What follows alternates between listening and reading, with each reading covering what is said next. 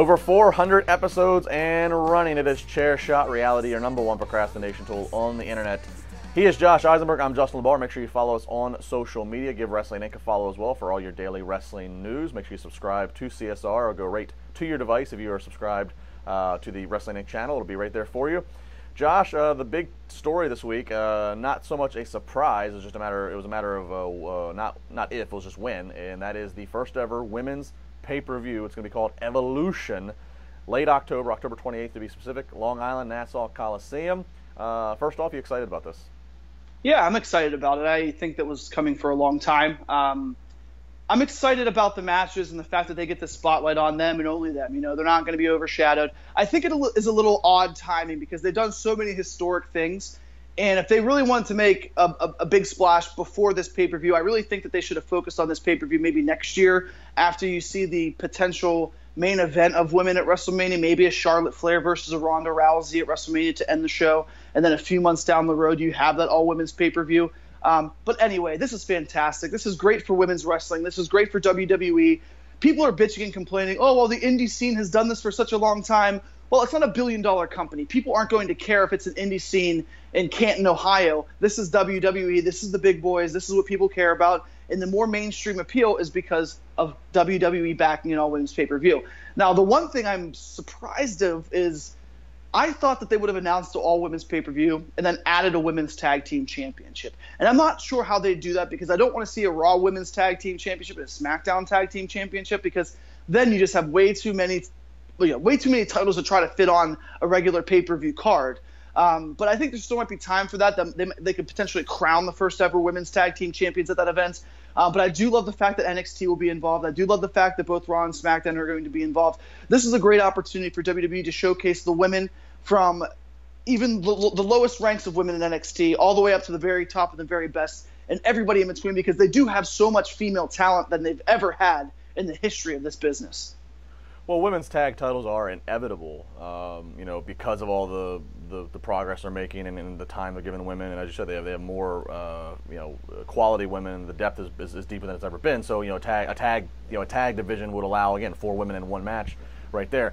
I really don't think it's appropriate probably to have women's tag titles until you have a women's only show week to week. And that after this Evolution show, after this Evolution pay-per-view, an all women's show, even if it's just on the network, is really the final step that truly completes the revolution. I mean, we've gotten the Rumble, we've gotten everything else. It's pretty much now you just need to have a women's pay-per-view and then you need to have an all-women's show.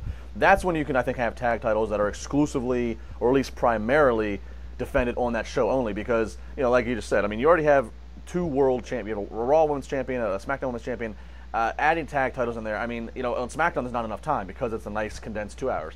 Raw, sure. You could say there's time, but they're not going to give, I think that would be almost overkill in a way. So tag titles are inevitable, but I think you need more women's programming in order to do that. But in terms of titles, I ask you, with Evolution, is this where Ronda Rousey wins the world title, or is this where she has her first title defense? Because one of the two is happening.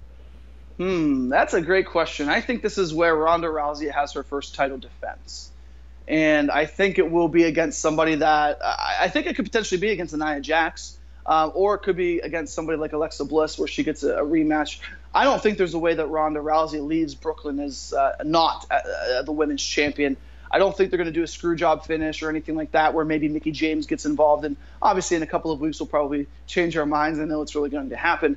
But this is Rousey's first title defense. Let me ask you this, Justin. Now, speaking with people, they think, the women's pay-per-view has been coming for such a long time. Was the addition of Ronda Rousey the final piece to make an all-women's pay-per-view, or do you think it has to do with more of the depth of the women's division? I think they play hand in hand. I think Ronda Rousey definitely has a play in this. I think you have the depth. I hate to label them, but I'm just going to use a movie term. I think she has a supporting cast now around her.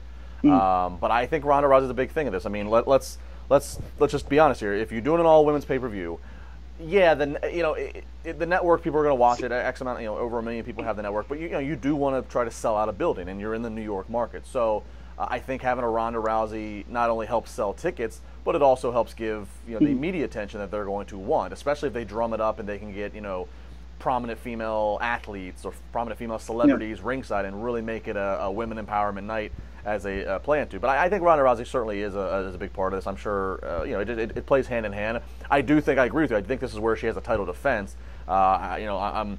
Whereas I'm a little bit curious to see if her winning the title at SummerSlam, if it still gets the headline grab that it should, because it's going to be in the middle of a 5-hour epic show, just like WrestleMania. Right. But I think title defense, I think that's a big draw. And I think I'm going to go opponent-wise. If I had to guess now, I'd say like Natalya. I think that's there. Natalya's been loyal. She, back when it was divas doing the pillow fights, she was the one credible female who could fight. I think this will be a little bit of a reward to her to put her in one of the main events for the show. Yeah, I agree. I think that's a good point. I didn't even think of that with Natalya. She's given so much of her time and effort into this. One question: which former WWE, either Hall of Famer, diva, superstar, woman, whatever, do you want to see come back for one match, and who do you have her picked up against? I don't think Lita's going to do a match. We've seen her do spots, but I don't know if it's a medical thing or a neck or what it is. I don't know if we'll see her to match. Trish Stratus is an easy one. I mean, Trish is she still looks great. She's always been athletic. She's from so I think she could get in there. She could really impress us. She'll get the "you still got it" chance. She'll get the one more match chance after that. Who she goes against? You know what? I'm going to actually. This might sound a little markish. I would love to see a throwback. I would love to see her and Mickie James one more time.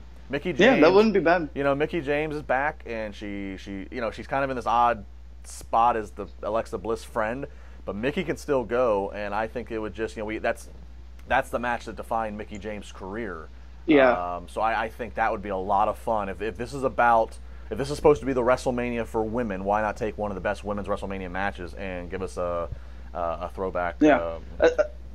No, I agree. Aside from that, the only other one that I would feel intrigued to would be Nia Jax and Beth Phoenix. I think Beth is one of the strongest women that ever come into WWE before Nia Jax, and I think getting an opportunity to see somebody body slam Nia Jax, I think she'd be the woman to do it. Now, it doesn't have the overall appeal of Trish and Mickie, but that one big spot would be something that I'd love to see too. Too bad Karma, a.k.a. Awesome Kong's too busy with Glow. I'd love to see her versus Nia Jax. True. Build the monster versus monster and get the Glow hype. Last question for you. Will Brian Flory be watching this event? I will 120% say absolutely not. He'll do whatever it is. And I think it's in October, so he'll be too busy with Sunday Night Football, Game of Thrones, and all that other garbage that people watch. So not football, but Game of Thrones. Yeah. I might have to find his address and do the old-fashioned call the cable provider and have it sent to his 1750. No, I'm not telling you his address. I know his address off by heart, baby. We need to find out if the cable provider. I'll pay the $50 or $60 to get it zapped to his TV and it won't turn off. That's what I want to see. That's terrible. We'll talk NXT coming up next year. It's Chair Shot Rally Binge Watch playlist on Wrestling Inc.